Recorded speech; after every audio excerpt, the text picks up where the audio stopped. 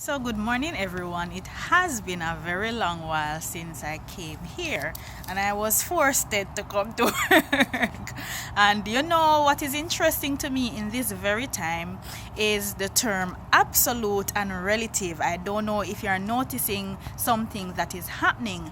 Now, what is happening in the real world is that we are having the switch of roles. So, some things that were non essential or essential have switched roles.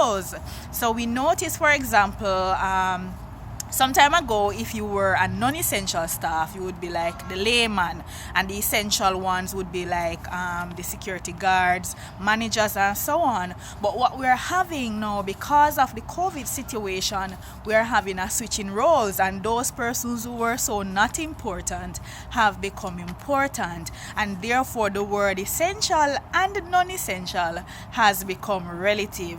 But there is one absolute truth that I want to talk to you about this morning, and it is God. God is truth, and it will always be absolute. It is not gonna be relative based on if corona or no corona, whether there's a disaster, whether there are locusts eating down the farmlands, whether rivers are turning to blood, because in some areas some of the rivers are turning red. I don't know if you're following everything that is happening, but I want to rest assured with you this morning that there is somebody who is the absolute truth.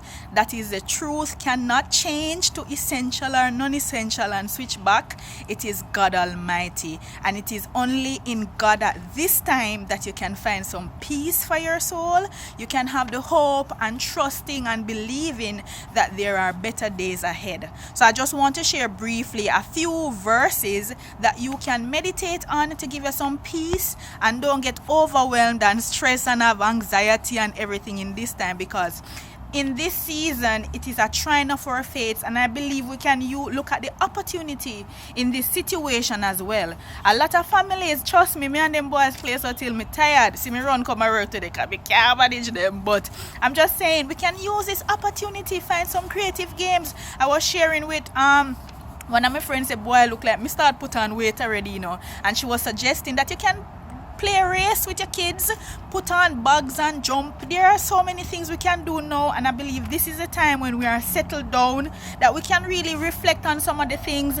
Probably you had some goals or you need to figure those off, revisit them, modify them, edit them, catch up on Spanish, do things. I am saying, oh my God, there were so many opportunities. I've started doing like a farming now, so I saw some like a callaloo seed. I say, looking at this thing, it has opened so many doors of opportunity. And the story about the wheat and the tears came up in my plant farming experience. I'm seeing more weeds coming up than the callaloo suckers. But anyway, that is not what I come to talk about. But there are always opportunity in your adversity. So here are some scriptures that you can be rest assured in, because our faithful Father, who is the only absolute truth, God is truth, and if you dig enough you will find the truth. I'm gonna leave some promises with you that will never change.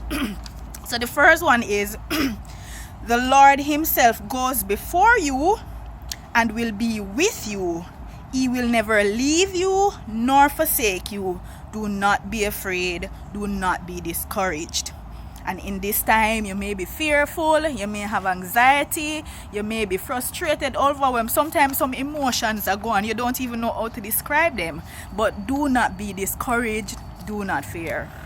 The second one is God's plans for your life is to prosper you and not to harm you. So whatever is happening, and normally when I'm going through a difficult situation, what I always tell myself is, what is it that I'm to learn from this process? Because God is not going to bring you through something if he does not intend to elevate you. So what is it that I should be learning from this difficult moment? What is it that you should be learning from COVID-19? Is it that we should not be trusting on material things so much and focusing on lives and family? What is important now, where our souls are going? You see how easily the material things are just taken away from us and we can do nothing about it. Also, He gives strength to the weary and increases the power of the weak. So if you are feeling wearied right now, he gives you strength, but you have to have your hope in him. You have to trust and believe that he came, he died on the cross so that you can have life and have it more abundantly. And therefore, when you're going through those moments of weariness, he will give you strength and he will give you the power. And the final one, so do not fear, for I am with you. Do not be dismayed, for I am your God. I will strengthen you and help you.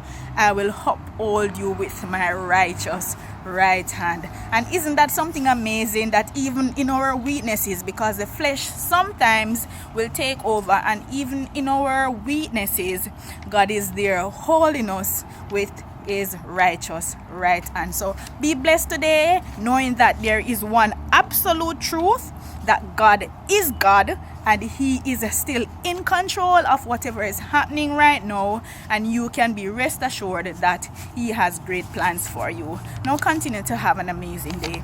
God loves you.